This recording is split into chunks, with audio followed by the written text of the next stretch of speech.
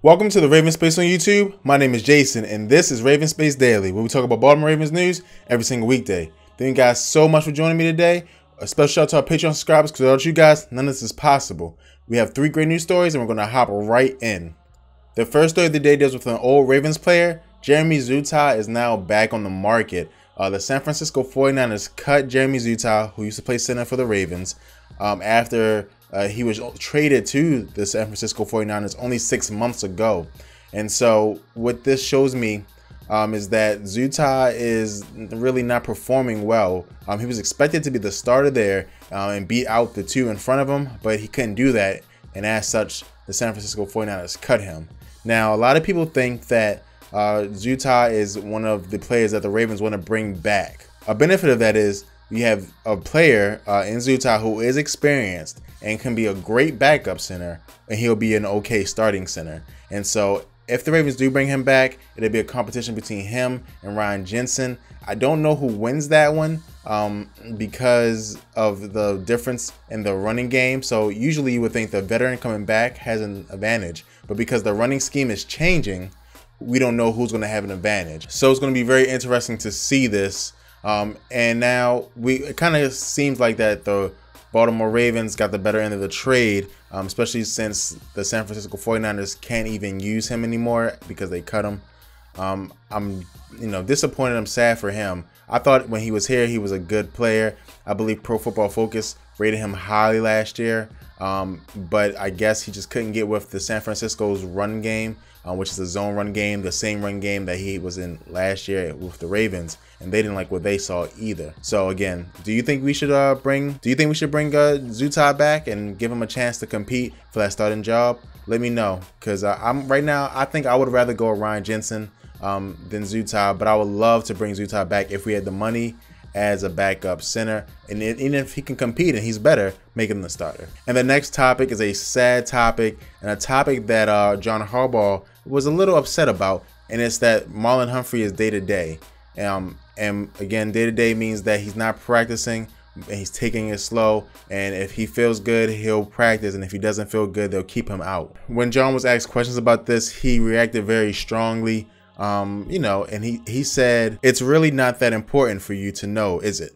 So again, that's just him being angry, and you can't blame him for being angry, even though it's his job to be composed. But when you get hit with injuries, the way that they're getting hit with injuries, it's kind of crazy and insane. Again, Marlon Humphrey being injured makes the 3rd Ravens corner to be injured already. Tavon Young out for the season. Maurice Kennedy, don't know how long he's going to be out, but again, he will be out for a prolonged amount of time. It's a sad thing with all these injuries, and now with this injury, it makes you nervous. It really does. He's been getting rave reviews. I mean, people have been saying that he's playing like a veteran already, that he's going to be a starter by the end of the season. And for a day-to-day injury to come in and put that fear in the hearts of Ravens fans, and to be honest, the Ravens coaching staff, I know when they found out that he couldn't practice, they had to be fearful somewhat because they've already lost 2 good cornerbacks. John Harbaugh is upset. I'm a little bit scared. I want to know how you guys feel in the comments below. Are you afraid that Marlon Humphrey may be hurt more than they're letting on? Let me know in the comments below. And then we're going to move on to the 3rd topic, and it's about the game tomorrow night. The Ravens play the Redskins at M&T Bank Stadium Thursday. If you guys live on the East Coast, I believe the game will be a 7:30 start. So go Ravens, check it out. First preseason game. We're going to try to put out a video, things to watch, our predictions and different things like that. We also predicted the winners and different things like that on the podcast. So again, check that out. But just to give you guys a quick breakdown of some of the things I'm going to be watching for, and you may be watching for, and what you're watching for, let me know in the comments below. But what I'm going to be watching for is the pass rushers. I want to see the pass rushers perform well. They're going to get a prolonged amount of time playing because it is their first game. Tim Williams will play a lot. Matt Judon, I believe, will play some. And I believe that Tyus Bowser will also play a lot. The only players that I don't see playing as a pass rusher is Terrell Suggs. If I was Terrell Suggs, I wouldn't even step on the field. But we'll see. But those 3 for sure. And whoever performs is going to be the first insight for the fans to see in a game time situation. So I'm super excited for that. The second thing I want to see is the returner race. Who's going to be the Ravens returner? So because of this, I think you'll see Mike Campanaro back there.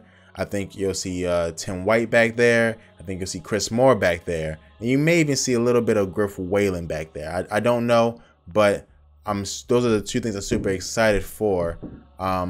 I cannot wait to see football again. I'm super happy. We're going to be doing some things here at the Raven Space. We're going to try to live stream my reactions to the game.